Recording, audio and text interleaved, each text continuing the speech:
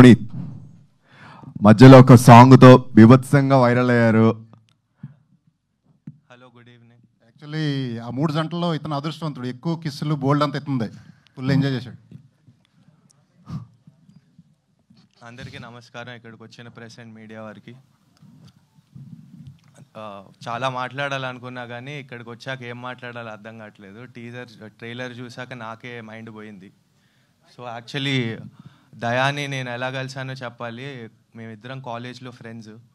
So మేము అప్పుడు సినిమాలు చూసి అనుకునే వాళ్ళం ఏదో రోజు మేము కూడా ఒక సినిమా చేయాలని చెప్పి అనుకునే వాళ్ళం. చూస్తే 10 years తర్వాత మేము ఇప్పుడు స్టేజ్ మీద ఒక సినిమా చేసాము.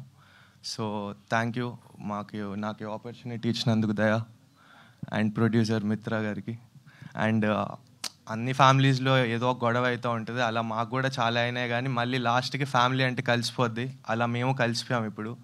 సో మీరు ఎంకరేజ్ చేయాలి మా సినిమాని. చాలా కష్టపడి తీసాము. అండ్ చిన్న సినిమాలు చచ్చిపోతున్నాయి అంటున్నారు, కానీ కొన్ని సినిమాలు బ్రతికిస్తే అలా ఈ సినిమా బ్రతికిస్తుందని నేను నమ్ముతున్నాను. చిన్న సినిమాల్ని ఇంకా చాలా సినిమాలు తీస్తాము. అలా మీరు ఎంకరేజ్ చేస్తే మాకు ఇంకా చాలా సినిమాలు తీసే అవకాశం ఉంటుంది.